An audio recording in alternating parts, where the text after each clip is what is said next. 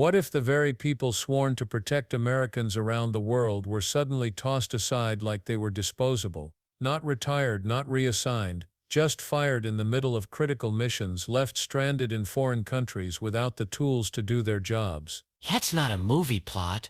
It's what actually happened. And when the details surfaced in Congress, Senator Cory Booker erupted with a fury that shook the entire hearing. His words cut deeper than politics. He described families torn apart, veterans abandoned, and national security left wide open, all because of reckless decisions at the very top. Booker didn't hold back. He accused leaders of lying to lawmakers, of wasting taxpayer money, and of treating loyal public servants like trash. Senator Booker. Yeah, we're good. I cannot tell you how frustrated I am listening to the answers that you've given here that to me are utterly unacceptable.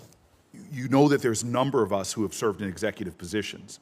We have governors, county executive, as Coons has said. I ran a city during a recession, cut 25% from my workforce overall. I know what it means to do a RIF right, but this has been chaos. It has been cruelty. And your answers, frankly, have just lacked decency, as if you don't care about a lot of the employees whose lives have been destroyed after years, if not decades, of service. Now, I want to be very specific. Clearly, you're not standing up for people who've dedicated their lives to this country, but I'm going to stand up for them. And so let's talk about some of these people in real life and what you've done. A technical security specialist who just moved all of his belongings to Pakistan. He was fired as he was heading there to ensure our embassies in the region were safe. Hours after the movers left his home, he was fired, leaving a massive security gap of this administration's making. On Friday, you fired rapid response consular officers who deployed to provide emergency services for Americans overseas. The rapid response officers you fired were both actively deployed, leaving one stranded in Colombia and the other in Ankara without access to their emails or phones and without plane tickets home. The cruelty continues. One of the officers was a veteran with 24 years of federal service who had helped Americans during the Afghanistan withdrawal and the Sudan evacuation, that deserve better from you and the United States government for their service. At a time that there's a hot war in Ukraine, and President Trump is claiming to try to foster a peace agreement between Ukraine and Russia, you fired the only Ukraine intelligence analyst and Russia analysts in the Intelligence and Research Bureau. You fired the executive director of the National Authority for Chemical Weapons Convention while we are trying to get the new government in Syria to locate and destroy remaining stockpiles of chemical weapons that threaten the security of that region and us.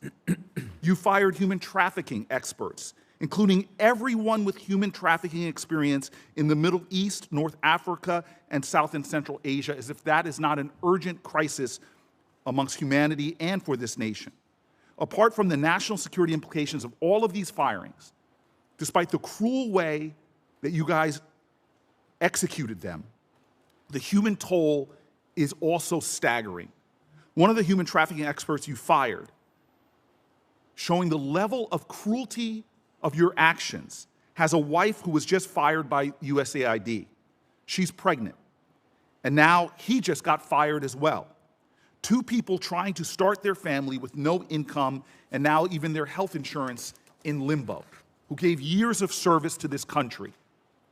You even fired all the staff at the Office of Casualty Assistance who are charged with repatriating fallen State Department personnel and their families, including those working on behalf of employees killed in the Benghazi attacks. We have a solemn and sacred duty to bring home bodies of American citizens who die while serving their countries and helping and help their families. It's a sacred obligation. Every major corporation I know, we've talked about business sector, knows that the most valuable thing they can do is get a pipeline of talent and personnel. I've talked to CEOs who've told me they spend between 25% and a third of their time recruiting talent, but despite telling us that the recruitment office would face no cuts, on Friday you fired the entire recruitment division, lying to us and eliminating that pipeline of talent.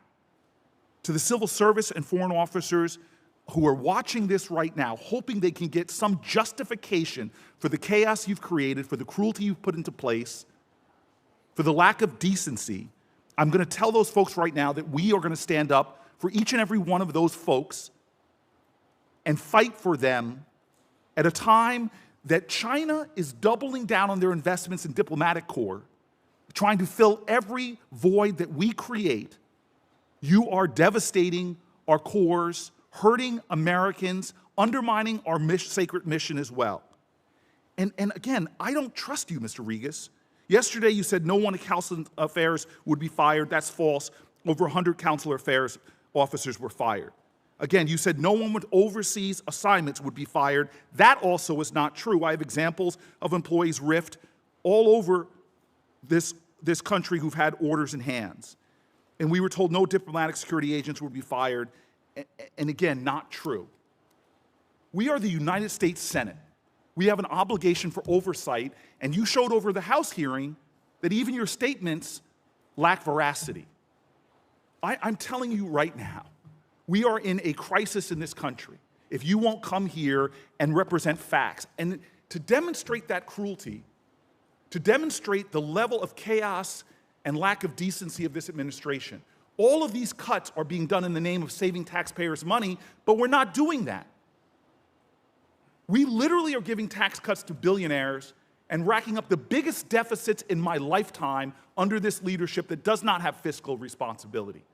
And the best demonstration of that is allowing millions of pounds or thousands of pounds of food that were supposed to save the lives of thousands of human beings, paid for by taxpayers, to spoil on docks. How is that in any way human decency? How is that in any way showing what we stand for as a country, that we would rather watch food spoil on the docks, taxpayer money absolutely wasted, while children around this world are dying because of your inaction and that of your agency? Sir, you have not been truthful. You are showing a lack of decency to people who've given decades of service, veterans. You've upended families. This is not the way we operate. It is not the decency that they deserve. And I will stand up and fight you in every way to make sure that the people you have hurt get from this country what they deserve: respect and honor. Thank you. Senator Shaheen. Can I respond to that? Yes, you may. I am deeply distressed by everything you just said. It was. I'm distressed by everything you've done, sir. I've watched you lie to this committee. I've watched you lie on the House side. You did not. I'm sorry, sir. If you were here when I addressed Senator Merkley on that consular affairs statement, I told him immediately after that, the next sentence after that in my House testimony, I What about the other clarified lies that I've said? I've pointed out. What about the other lies? Diplomatic. You want to go through them one by one? Diplomatics. And the more he spoke, the clearer the picture became. This wasn't just incompetence, it was cruelty dressed up as budget cuts. The question is, how much damage has already been done, and who will be held accountable? When Senator Cory Booker took the microphone, the entire room shifted. His voice wasn't polished for politics. It cracked with anger, frustration, and raw disbelief. He looked straight at the officials sitting before him and accused them of something far worse than mismanagement. To Booker, this wasn't about policy differences or budget debates. This was about cruelty, dishonesty, and a complete betrayal of people who had given their lives to service. He called the firings chaos, he called them indecent, and he made it clear that what he was witnessing was nothing short of a moral failure. Booker reminded the committee that he had run a city during a recession, that he understood what tough cuts looked like. But this wasn't that. This was reckless, heartless, and unnecessary. He described employees blindsided after decades of service, families left without income or health insurance, and critical national security functions gutted at the worst possible time. Every word carried weight, because it wasn't just outrage, it was accountability in action. Booker wasn't interested in excuses. He wanted the truth, and he wanted the people responsible to face the human cost of their decisions. Booker didn't just speak in broad terms, he painted the human picture. He told the story of a technical security specialist who had packed up his entire life, preparing to move his family overseas to Pakistan to safeguard U.S. embassies. Just hours after the movers left his house, he was fired. No warning, no backup plan. The mission he was supposed to protect was suddenly left exposed. Then came the rapid response officers, the very people who fly out at a moment's notice to rescue Americans in danger abroad. Booker revealed that they too were cut loose. One was stranded in Colombia, another in Ankara, both left without access to their government phones or even tickets home. These weren't numbers on a budget sheet. They were flesh and blood Americans, tossed aside in the middle of deployments. To Booker, these stories weren't just examples of mismanagement, they were proof of deliberate cruelty. People who had dedicated their lives to protecting others were now abandoned, humiliated, and discarded without dignity. And with every story, his outrage grew sharper. Because if this was happening to our best and most committed public servants, what did it say about the values of the leadership that ordered it? Booker's next point hit even harder. He spoke of a veteran with 24 years of federal service, a man who had risked his life helping Americans during the chaos of the Afghanistan withdrawal and the dangerous evacuation in South Sudan. This wasn't some desk officer. This was a seasoned professional who had been on the front lines of crises, who had earned respect through action, not titles. And yet he too was abruptly fired, cut off with no regard for his years of sacrifice. Booker argued that this wasn't just cruel, it was reckless. Every veteran in government service carries institutional memory, hard-earned wisdom, and a deep understanding of how to operate under pressure. By discarding them without warning, leadership wasn't just hurting families, it was weakening the very core of America's national security. Decades of experience were erased in an instant. The message, Booker warned, was devastating. Loyalty, sacrifice, and dedication no longer counted for anything. To the people watching, it signaled that service to the country could be rewarded with betrayal. And to America's adversaries, it showed cracks in the armor, an opening created not by enemies abroad, but by reckless decisions at home. As Booker continued, the examples grew even more disturbing. Among those fired were human trafficking experts, people with years of specialized knowledge in regions where trafficking remains one of the most urgent and horrific human rights crises. These weren't optional roles, they were essential, positioned in the Middle East, North Africa, South and Central Asia, areas where trafficking networks are strongest and most dangerous. Yet overnight, every one of them was dismissed. Booker highlighted one case in particular that underscored the sheer cruelty of these cuts. A man who had dedicated his career to fighting human trafficking was let go at the same time his wife, working for USAID, was also fired. She was pregnant, and with both jobs suddenly gone, their income and health insurance vanished in a single blow. Two people preparing to start a family, left in uncertainty and fear, despite giving years of service to this nation. To Booker, this wasn't just bad policy, it was a moral failure. Eliminating these experts didn't just abandon victims of trafficking worldwide, it sent a chilling message that America was walking away from one of the darkest crises facing humanity, undermining both its global mission and its basic sense of decency. By this point, Booker's outrage turned directly toward the man in the hot seat, Mr. Rigas. He accused him not just of cruelty, but of dishonesty. Booker pointed out that under oath, Rigas had promised no consular affairs officers would be cut, yet evidence showed over 100 had been fired.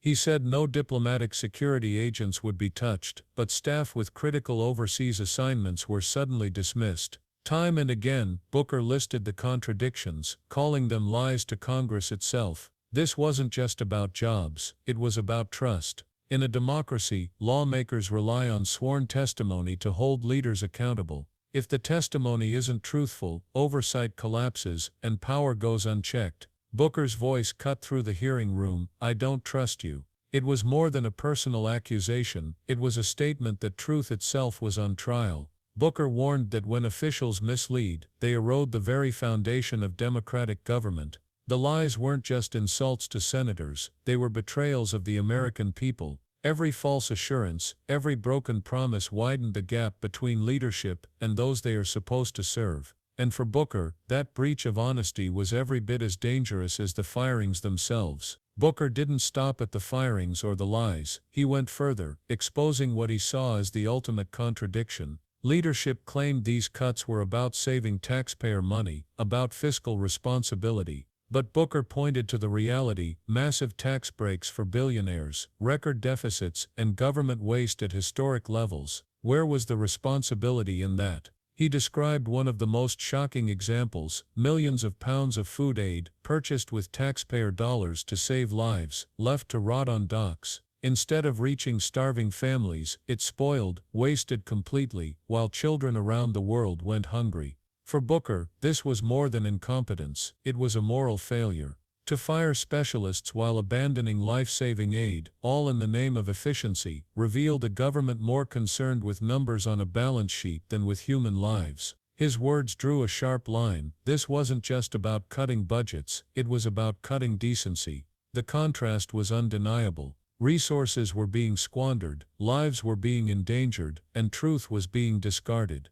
Booker's fury captured something larger: a system where cruelty was dressed up as responsibility and where the human cost was deliberately ignored. As Booker's testimony built to its peak, his focus shifted from individual stories to the bigger picture: the collapse of leadership itself. He argued that real leadership isn't measured by how many jobs you cut or how much money you claim to save. It's measured by how you treat the people who serve, how you honor their sacrifices, and how you maintain trust in the institutions that keep democracy alive. He warned that by discarding loyal employees without dignity, leaders were sending a message to every public servant that their years of service could be erased in an instant. Worse, it told America's adversaries that the country was hollowing out its own strength. While China was doubling down on investments in diplomacy and global influence, the United States was dismantling its own core, leaving gaps in security and credibility. Booker's words weren't just a critique of one agency, they were a warning about what happens when honesty and decency disappear from governance. Without trust, he argued, America's ability to lead, both at home and abroad, crumbles.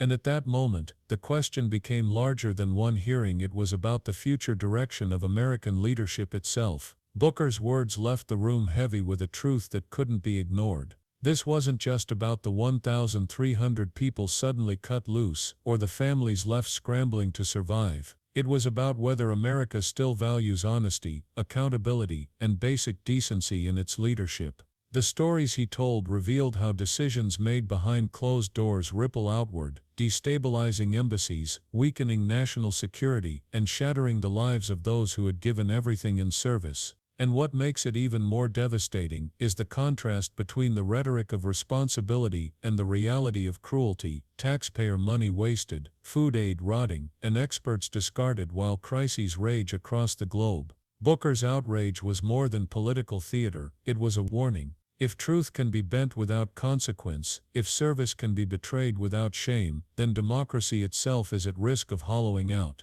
And that's why these hearings matter far beyond Washington. They remind us that leadership is not about cutting budgets or shifting blame, it's about protecting people, keeping promises, and upholding values that should never be negotiable. If you believe those values still matter, stay engaged, share this story, and demand accountability, because silence is what allows decay to spread.